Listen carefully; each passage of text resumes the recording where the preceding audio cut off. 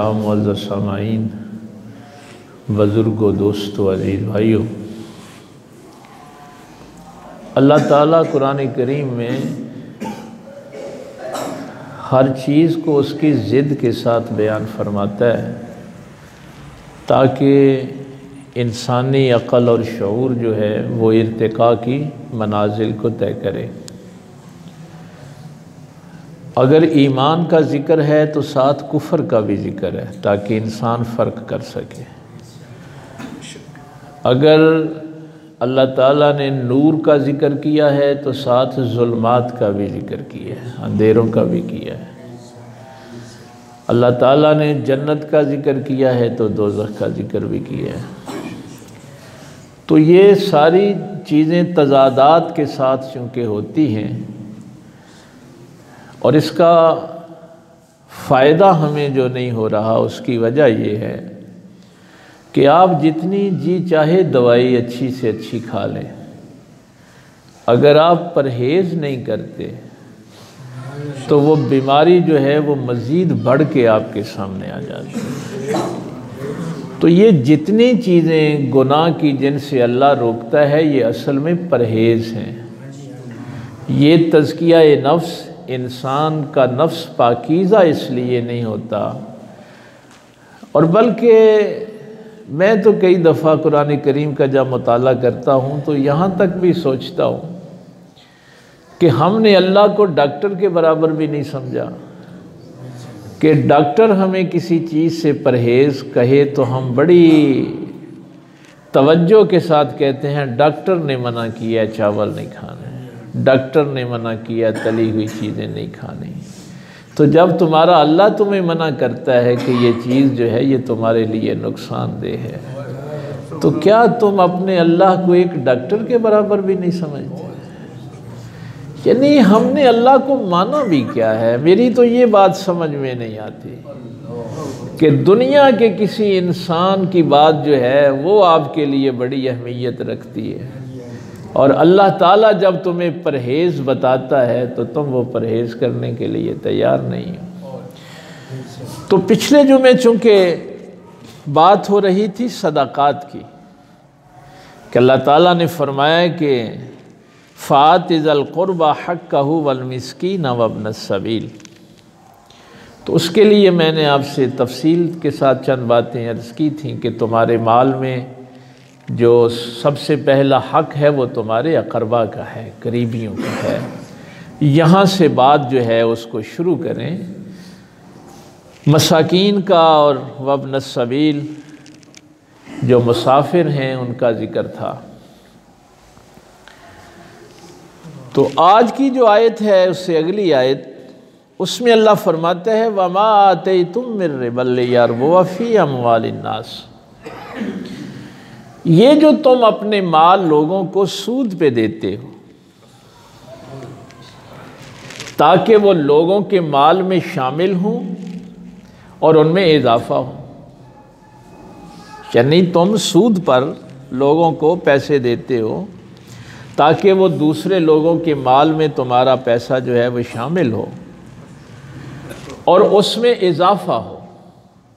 فرمایا فَلَا يَرْبُو عِندَ اللَّهِ، اللہ کے نزدیک اس میں اضافہ نہیں ہوتا۔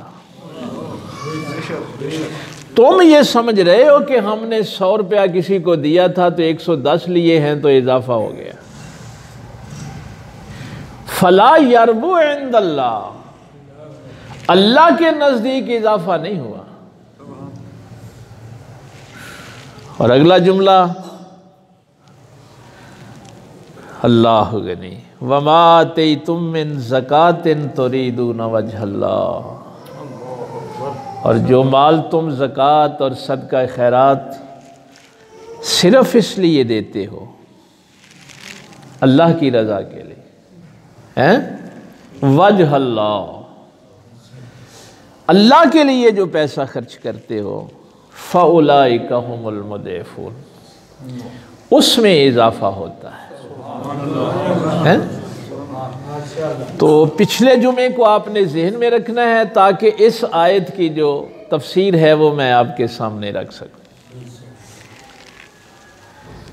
تو وہ جو میں نے ابتدا میں چند جملے کہے ہیں کہ اللہ تعالیٰ تضادات کو واضح بیان فرماتے ہیں، ایمان کو بیان کرتا ہے تو کفر کو بھی بیان کرتا ہے، نور کو بیان کرے گا تو ظلمات کو بھی بیان کرے گا، جنت بیان کرے گا تو دوزخ کو بھی بیان کرے گا، یعنی جو فائدہ مند ہیں وہ چیزیں بھی بتائے گا، جن سے ہمارا نقصان ہے وہ بھی بتائے گا کہ ان سے پرہیز کرو۔ اب اس میں ان دونوں آیتوں کو اگر آپ دیکھیں، پچھلے جمعے والی یہ آیت اور اس دفعہ جو ہم نے تلاوت کی، ظاہراً کیا ہے؟ ظاہراً آپ نے عشر دیا ہے تو 10% آپ کی ظاہر ہے وہ جو دولت ہے اس میں کمی ہوئی، اور جس نے سود پہ 100 روپیہ دیا ہے اور 10 روپے اس نے اضافی لینے ہیں اس کا اضافہ ہوا ہے۔ آپ نے یہ جو 2.5 روپے زکوٰۃ کے کم کیے ہیں اپنی دولت میں سے، اس کا آپ نے اس سے معاوضہ بھی نہیں لیا، یعنی آپ جس شخص کو دے رہے ہیں اس سے کسی معاوضے کے طلبگار تو نہیں ہے نا۔ اگر آپ معاوضے کے طلبگار ہوں گے تو پھر قرآن کہتا ہے کہ اپنی نیکیاں ضائع نہ کرو، لا تبطلوا صدقاتکم بالمن والعذا۔ اب فرق کیا ہے کہ ظاہراً میری آنکھیں دیکھ رہی ہیں کہ میں نے زکوٰۃ دی تو میرے پیسے کم ہو گئے، عشر دیا تو کم ہو گئے، ظاہراً سود والے کے پیسوں میں اضافہ ہوا۔ اب صرف ایک یقین ہے نا اپنے اللہ پہ اس کے 110 میں اللہ کہہ رہا ہے اضافہ نہیں ہوا، اور میرے جو 90 رہ گئے ہیں اللہ کہتا ہے اس میں اضافہ ہو گیا۔ یہ وہ یقین کی کیفیت ہے نا، ایمان کی کیفیت۔ یہ ہے جو میں اکثر آپ سے کہتا ہوں کہ دین کی، قرآن کی، نبی کی ضرورت اس کو ہے جس کو اپنی آخرت کی فکر ہے۔ جس کو اپنی آخرت کی فکر نہیں ہے نا، اس کو تو ضرورت ہی کوئی نہیں۔ تو جو بندہ صرف اس دنیا کا سوچے گا وہ تو کہے گا کہ ہمارے سود میں اضافہ ہوا ہے، جو آخرت کا سوچے گا وہ کہے گا کہ نہیں۔ زکوٰۃ کا معنی ویسے بھی گروتھ ہے، نشو و نما ہے، ہاں اس کا یہ معنی نہیں ہے جو ہم لیتے ہیں، یعنی جس چیز کو اللہ تعالیٰ کہہ رہا ہے کہ تمہارا یہ جو مال تم نے اللہ کی راہ میں دیا ہے اس میں نشو و نما ہوئی ہے، وہ بڑا ہے۔ مثال اس کی میں نے چونکہ کئی دفعہ آپ کے سامنے عرض کی ہے، اس لیے آپ کے اذہان عالیہ میں وہ ہوگی کہ جب مشرکین مکہ نے بھی کہا تھا کہ یہ کیسے ہو سکتے ہیں، ہمارے سامنے 2.5 روپے دیے تو 100 دینار میں سے 2.5 تو کم ہو گئے نا، کیسے اضافہ، کیسے گروتھ؟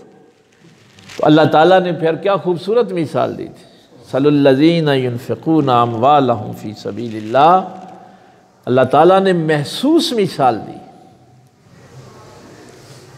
فرمایا یہ جو تم اللہ کی راہ میں خرچ کرتے ہو اس کی مثال کا مثل حبہ، ایک دانے کی مانند ہے۔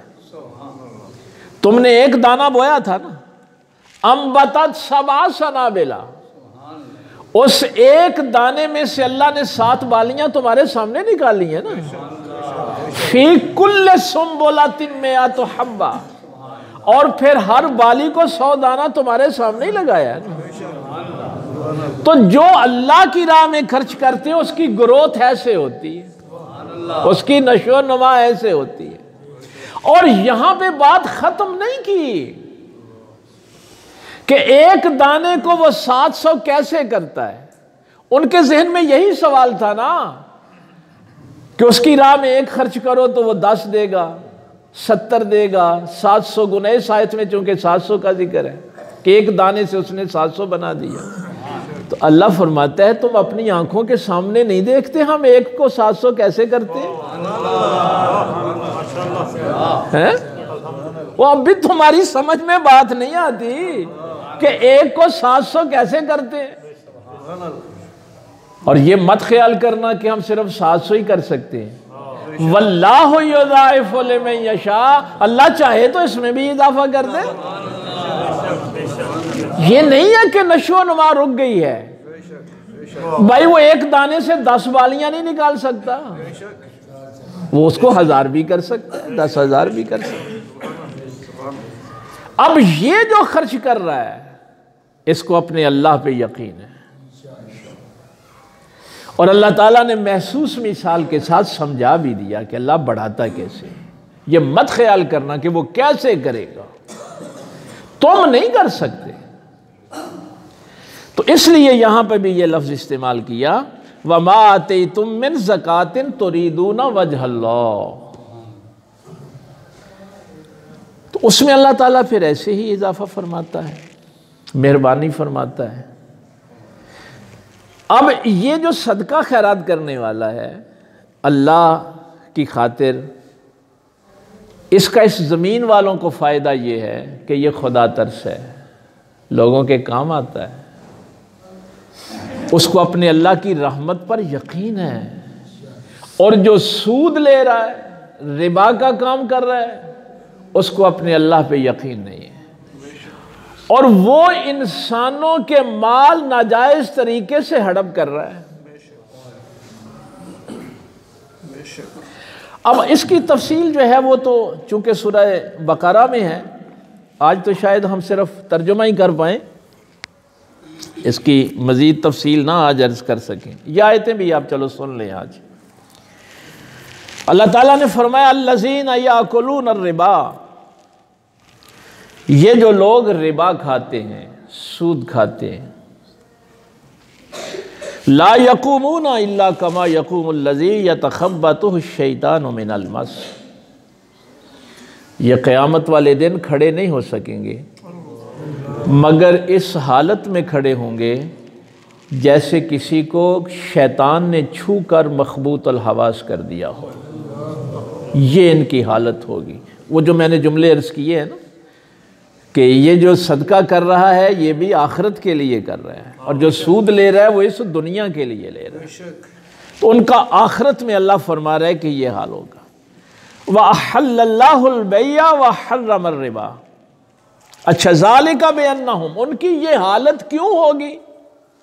یہ جملہ بڑا سخت ہے قرآن کریم کا کہ وہ قیامت والے دن کھڑے نہیں ہو سکیں گے مگر اس حالت میں ہوں گے کہ جیسے شیطان نے چھو کر ان کو مخبوط الحواس کر دی ہے۔ یہ حالت کیوں ہوگی؟ ذالک بِأَنَّهُمْ قَالُوا إِنَّمَا الْبَيْعُ مِثْلُ الرِّبَا، یہ وہ لوگ ہیں جو یہ کہا کرتے تھے کہ سود بھی تو بے ہی ہے نا۔ جب ان سے کہا جاتا تھا کہ اللہ تعالیٰ نے ربا کو، سود کو حرام کیا ہے، تو یہ آگے سے یہ بکواس کرتے تھے کہ یہ جو بے ہے یہ بھی تو سود ہی ہے۔ اگر ہم کسی کو 100 روپیہ دے کے 110 لیتے ہیں تو یہ جس دکان سے ہم 10 روپے کی چیز خرید رہے ہیں اس نے بھی تو 7 یا 8 کی خرید کے مجھے 10 کی دی ہے نا۔ تو یہ بکواس کرتے تھے آخر میں کہ بے اور سود ایک ہی چیز ہے۔ وَأَحَلَّ اللَّهُ الْبَيْعَ وَحَرَّمَ الرِّبَا، اور ان کو یہ نہیں پتا کہ اللہ نے بے کو حلال کہا ہے اور ربا کو حرام کہا ہے۔ اللہ نے فرمایا کہ سود حرام ہے اور بے جو ہے وہ حلال ہے، لیکن یہ بے کو اور سود کو آپس میں ملاتے تھے اور دھوکہ لوگوں کو یہ دیتے تھے، یہ دھوکہ دیتے تھے، یہ شیطانی وسوسہ تھا کہ دیکھیے بھائی بے والے بھی تو اپنی چیز جو ہے وہ کم کی خریدتے ہیں اور زیادہ کی بیچتے ہیں۔ اللہ نے فرمایا جب اللہ فرما رہا ہے کہ سود حرام ہے اور بے حلال ہے تو یہ اب اللہ کا مقابلہ کرنے لگے ہیں۔ وہ جو بے والا، وہ جو دکاندار اپنی 7 روپے کی چیز 10 روپے میں، وہ پہلے گیا ہے مارکیٹ، وہاں سے وہ لے کے آیا ہے، اس نے اپنی تجارت پہ محنت کی ہے، وہ اپنی محنت کا اجر تم سے لے رہا ہے۔ تم بغیر محنت کے کسی کو 100 روپیہ دے کے 110 لے رہے ہو، یعنی وہ جو ہے وہ تو اپنی محنت تم سے لے رہا ہے نا، اور سود کیا ہے کہ تم بغیر محنت کے کسی سے یہ لے رہے ہو سب کچھ،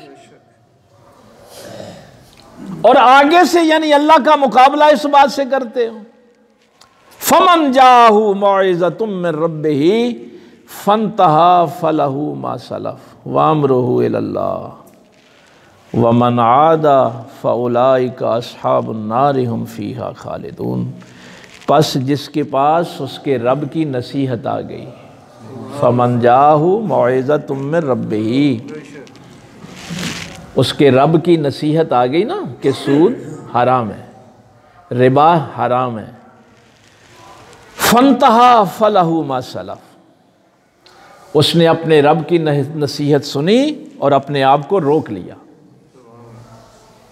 بھائی جب اللہ کا حکم اس نے سن لیا تو اپنے آپ کو روک لیا، پس اس کے لیے وہی ہے جو اس نے کر لیا، آگے ظاہر ہے اس نے اپنے آپ کو روک لیا۔ ومن عاد، اور اس نصیحت آنے کے بعد اگر پھر کوئی سود کی طرف پلٹا، فاولئک اصحاب النار، اور وہ ہیں پکے جہنمی، وہ پکے دوزخی، ہم فیہا خالدون، وہ جہنم میں ہمیشہ کے لیے رہیں گے۔ اب دیکھیے یہاں پہ ایک بات، چونکہ آج کل ہمارے ہاں بھی یہ چیز بڑی، چونکہ اس دور میں نا یہ بڑے سوالات ہیں ہمارے نوجوانوں کے، ہمارے معاشی سسٹم کے۔ آپ کسی بینک والے کے پاس جائیں گے نا تو وہ بھی آپ کو یہی کہے گا، وہ کہے گا دیکھو جی یہ جو آیت جب نازل ہوئی تھی، اس آیت کا اگلا حصہ بھی یہی ہے، یمحق اللہ الربا ویربی الصدقات، اللہ تعالیٰ ربا کو کم کرتا ہے اور صدقات کو بڑھاتا ہے۔ واللہ لا یحب کل کفار اثیم، اور اللہ تعالیٰ کسی ناشکر اور گناہگار سے محبت نہیں کرتا۔ یہ جملہ ذہن میں رکھنا، جہاں بھی اللہ تعالیٰ قرآن کریم میں یہ جملہ فرمائے نا کہ اللہ تعالیٰ اس سے محبت نہیں کرتا، یہ جملہ بڑا نازک ہے۔ قرآن کریم کا آپ جب مطالعہ کر رہے ہوں اور یہ چیز آ جائے کہ لا یحب الظالمین، اللہ ظالموں سے محبت نہیں کرتا، لا یحب المستکبرین، وہ تکبر کرنے والوں سے محبت نہیں کرتا، لا یحب لا کفار اثیم، مختال فخور، شیخیاں بکھیرنے والے، فخر کرنے والے، یہ جتنی بھی آیات آپ پڑھیں گے، ایک چیز ذہن میں رکھنا، اللہ بھائی ہمارا یہ جتنا بھی سلسلہ ہے یہ اس لیے ہے کہ ہماری نجات ہو جائے، عبادتیں کس لیے ہیں؟ نجات ہو جائے، اللہ تعالیٰ کی فرما برداری کرنی ہے، نجات ہو جائے، جن کاموں سے روکا ہے رک جائیں تاکہ نجات ہو جائے۔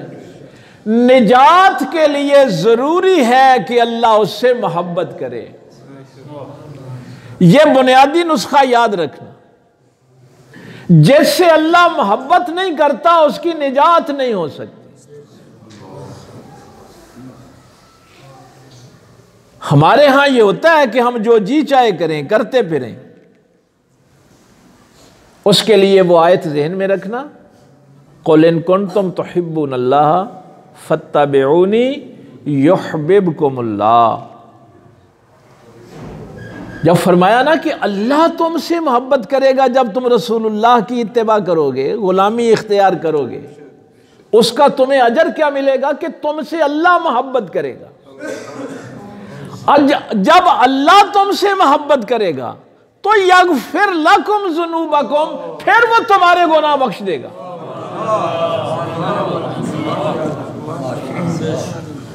تو یہ دونوں چیزیں ذہن میں رکھنا، بخشش اس کی ہوتی ہے جس سے اللہ محبت کرے، اور وہ محبت نہیں کرتا جب تک تم رسول کی مکمل اتباع نہیں کرتے۔ یہ نہیں ہے کہ رسول اللہ کسی کام سے منع کریں اور منع نہ ہوں تو پھر آپ یہ ذہن میں سوچ لیں کہ میں تو فلاں فرقے کا ہوں اس لیے اللہ مجھ سے محبت کرے گا۔ اللہ نے کب کہا ہے کہ تم سنی ہو جاؤ گے تو اللہ تم سے محبت کرے گا؟ تم شیعہ ہو جاؤ گے، تم وہابی دیوبندی ہو جاؤ گے تو اللہ تم سے محبت کرے گا؟ اس نے کہا ہے میرے رسول کی اتباع کرو، اللہ تم سے محبت کرے گا۔ یہ ہمارے بنائے ہوئے معیار ہیں۔ آج کل یہ بات جو میں نے کہا کہ آپ کسی بینک میں چلے جائیں نا تو وہ کہتے ہیں دیکھیے جی جب یہ آیتیں نازل ہوئی تھیں اس وقت سود کا اور معاملہ تھا۔ ہاں آج کل یہ بات نا آپ کے بھی میں علم کے لیے عرض کروں، وہ کہتے ہیں جس وقت یہ تھا کہ کوئی بندہ غریب ہوتا تھا، اس نے اپنے بچی کی شادی کرنی ہے تو کسی امیر آدمی سے وہ قرض لیتا تھا، تو وہ پھر اس قرض پہ آگے، جیسے ہمارے بر صغیر میں بھی یہ مہاجن جو ہوتے تھے ہندو برہمن، یہ کھشتری لیتے تھے لوگوں کو، سود کی کہانی آپ اپنے بزرگوں سے پوچھ سکتے ہیں۔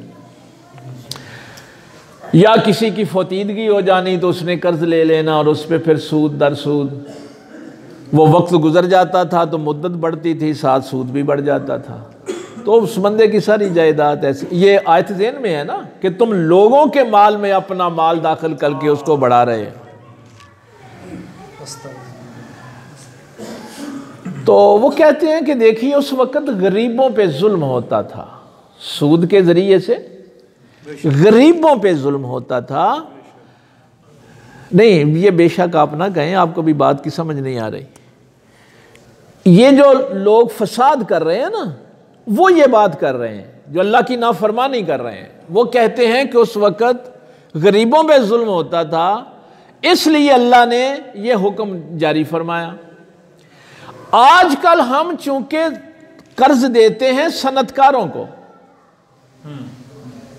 بھائی کسی نے کارخانہ لگانا ہے تو بینک اس کو 14% پہ دے دے گا، تو اب ہم غریب سے سود نہیں لے رہے، امیر سے لے رہے ہیں۔ بھائی دھوکہ دیکھیں نا کیسا ہے۔ اب چونکہ بینک میں مال آپ کا بھی ہے میرا بھی ہے، پیسے تو سب لوگوں کے ہیں نا، تو ہم اس سے 14% لے کے آپ کا بھی چونکہ مال ہوتا ہے تو آپ کو بھی 7-8% دے دیتے ہیں۔ تو اب یہاں ہم غریبوں کے ساتھ ظلم نہیں کر رہے بلکہ ہم امیروں سے لے کے غریبوں کو دے رہے ہیں۔ دیکھیے نا یہ آیت ذہن میں رہے کہ یہ مخبوط الحواس اس لیے ہو جائیں گے کہ یہ بے کو اور سود کو ایک مثل سمجھتے تھے اور اللہ کہتا تھا سود حرام ہے۔ یہ لڑائی تھی ان کی اللہ کے ساتھ۔ اب دیکھیے یہ کتنا شیطانی وسوسہ خوبصورت ہے بندوں کو سمجھانے کے لیے کہ ہم تو اب امیروں سے لے رہے ہیں اور غریبوں کو دے رہے ہیں، اور وہ جو صنعت کار ہے وہ ایک فیکٹری سے دوسری لگا لیتا ہے، پھر تیسری لگا لیتا ہے، اس کے مال میں بھی اضافہ ہو رہا ہے، آپ کے مال میں بھی اضافہ ہو رہا ہے، اور اللہ کیا کہہ رہا ہے؟ فلا یربو عند اللہ، اللہ کے نزدیک یہ اضافہ نہیں ہے۔ تم کہہ رہے ہو نا اضافہ ہو رہا ہے۔ اب یہاں پہ آپ کو تو چونکہ علم نہیں ہوتا، نبی پاک صلی اللہ علیہ وسلم کا حجۃ الوداع کا آخری خطبہ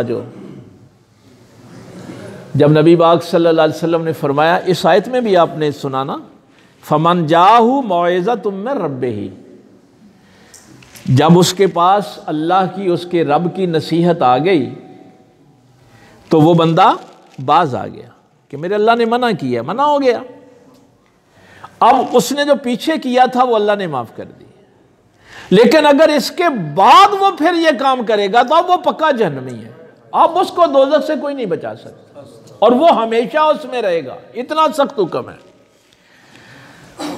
اچھا یہ چلو اللہ تعالیٰ نے کسی دن موقع دیا تو یہ میں عبادات یہ جو ہمارے اوپر فرض ہوئی ہیں نا ان کی بھی ترتیب بڑی عجیب ہے۔ یعنی 11 سن نبوت کو حضور کو معراج ہوئی تو نماز فرض ہوئی، روزے جو ہیں وہ مکی زندگی میں فرض نہیں ہوئے، یہ 2 ہجری میں مدینہ شریفہ کے فرض ہوئے، زکوٰۃ 6 ہجری کو فرض ہوئی، اور پہلا اسلامی اسٹیٹ کے اندر جو حج ہوا وہ 8 کو مکہ فتح ہوا اور 9 کو اسلامی ریاست کے اندر مشرکین تو پہلے بھی حج کرتے تھے. سود حرام ہوا ہے حجۃ الوداع کے خطبے میں، آخر میں یہ سود حرام ہوا ہے. اس کی پتہ وجہ کیا تھی؟ نظام معیشت سارا یہودیوں کے ہاتھ میں تھا، اور یہودی چونکہ سودی کاروبار کرتے تھے. پہلے اس نظام معیشت کو اسلام نے اپنے ہاتھوں میں لیا. اور حجۃ الوداع کا خطبہ اگر آپ دیکھیں نا، جب اس آیت کو بھی ذہن میں رکھیں تو نبی پاک صلی اللہ علیہ وسلم نے جب فرمایا کہ میں سود حرام قرار دے رہا ہوں اور سب سے پہلے میں وہ سارے سود معاف کرتا ہوں جو میرے چچا عباس نے لوگوں سے لینے ہیں.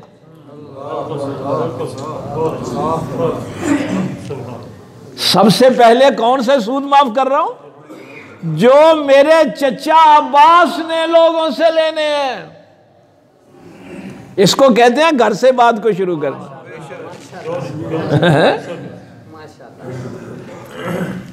اب چونکہ ہمیں تو اس بات کا علم ہے نا، حضرت عباس رضی اللہ تعالیٰ عنہ نبی پاک کے جو چچا جان ہیں، ان کا جتنا بھی مال لگا ہوا تھا سود پہ وہ تاجروں کے ہاں تھا. وہ طائف کے تاجر تھے، وہ مکہ کے تاجر تھے، وہ مدینے کے تاجر تھے. ان بینک والوں کو کہو کہ وہاں بھی سود صرف غریبوں سے نہیں لیا جاتا تھا، سود وہاں بھی غریبوں سے بھی لیا جاتا تھا، امیروں سے بھی لیا جاتا تھا. ایسے ہی اس قوم کو دھوکہ نہ دو. جو نبی پاک نے سب سے پہلے سود معاف کیا تھا وہ تجارت کا سود تھا.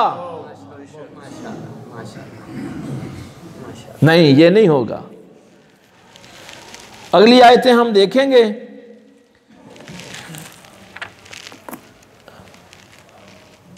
فرمایا یا ایھا الذین آمنوا اتقوا اللہ وذروا ما بقی من الربا.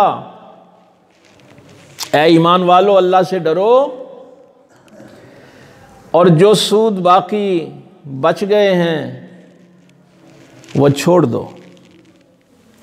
نبی پاک نے یہ جو اعلان فرمایا تھا یہ کس لیے فرمایا کہ اللہ کا حکم آ گیا. حکم مکے کے مشرکوں کو ہے، یا ایھا الذین آمنوا اتقوا اللہ، اے ایمان والو اللہ سے ڈرو اور یہ جو تم نے لوگوں سے سود لینا ہے، اضافی رقم لینی ہے، وہ چھوڑ دو. بڑی سخت بات ہے.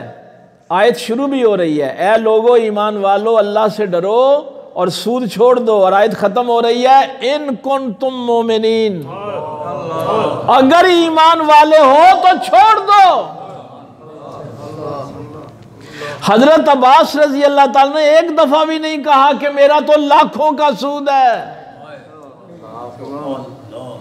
کیوں چھوڑا؟ اس لیے کہ ایمان والے ہو گئے تھے. یہ بھی نہیں کہا کہ میں نے تو تاجروں سے لینا ہے. فَإِن لَّمْ تَفْعَلُوا، اور اب اگر تم نے یہ سودی پیسہ نہ چھوڑا، فَأَذَنُوا بِحَرْبٍ مِّنَ اللَّهِ وَرَسُولِهِ، تو پھر اللہ رسول کے ساتھ جنگ کے لیے تیار ہو جاؤ. اب پتہ لگا ہماری قوم کا اصل مسئلہ کیا ہے.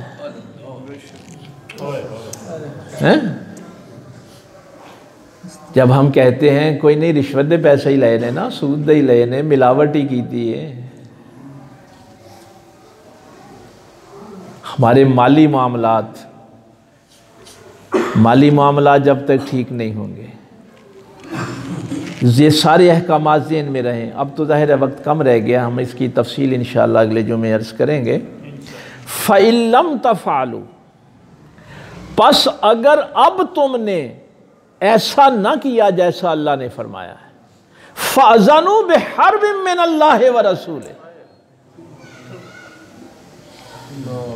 تو پھر اللہ اور اس کے رسول کے ساتھ جنگ کے لیے تیار ہو جاؤ. تو جو قوم اللہ رسول سے جنگ کر رہی ہو وہ فتح یاب کیسے ہو سکتی ہے؟ وہ سکھی کیسے ہو سکتی ہے؟ وہاں اطمینان اور سکون کیسے ہو سکتا ہے؟ وَإِن تُبْتُمْ فَلَكُمْ رُؤُوسُ أَمْوَالِكُمْ۔ کیا مہربان اللہ ہے۔ جملہ ذرا سخت تھا تو ساتھ ہی پھر مہربانی فرمائی۔ جملہ سخت کہا تو پھر ساتھ ہی مہربانی فرمائی، پھر فرمایا وَإِن تُبْتُمْ، اب بھی اگر توبہ کر لو، اب بھی اگر توبہ کر لو، فَلَكُمْ رُؤُوسُ أَمْوَالِكُمْ، تو تمہارے جو اصل مال ہیں وہ تمہارے ہی ہیں۔ اللہ صرف یہ کہہ رہا ہے کہ سود والے پیسے نہ لو، جو تمہارا اصل زر ہے نا وہ تمہارا ہی ہے۔ اور پھر کس محبت کے ساتھ یہ جملہ فرمایا۔ میں یقین جانیے جب ان آیات کی تلاوت کرتا ہوں اللہ کی محبت، لا تظلمون ولا تظلمون، نہ ظلم کرو نہ تم پہ ظلم کیا جائے۔ یعنی جملہ دیکھیے ظلم کے متعلق ہے، لیکن کس انداز میں بیان کیا کہ نہ ظلم کرو نہ تم پہ ظلم کیا جائے۔ تو جب تک تم یہ سوچتے رہو گے کہ دیکھیں جی وہ ہم یہ کرنسی کی ڈی ویلیویشن جو ہے اس پہ بھی آج کل چونکہ بڑی بحث ہوتی ہے، ہمارے لوگ اس ٹریپ میں بھی آ جاتے ہیں کہ اس وقت درم و دینار تھے، سونے اور چاندی کی کرنسی تھی، تو ظاہر ہے اس میں تو کمی بیشی نہیں ہوتی تھی۔ آج کل یہ ہمارا جو نوٹ ہے یہ کاغذ کا، یہ ڈی ویلیویٹ ہوتا رہتا ہے، اس کی قیمت کم ہوتی رہتی ہے، تو اس کو بھی اس لیے ہم بڑھا کے دیتے ہیں، یہ سود نہیں ہے۔ ان سارے مسائل پہ ہم انشاءاللہ اگلے جمعے گفتگو کریں گے۔ اللہ عمل کی توفیق دے۔ وآخر دعوانا الحمدللہ۔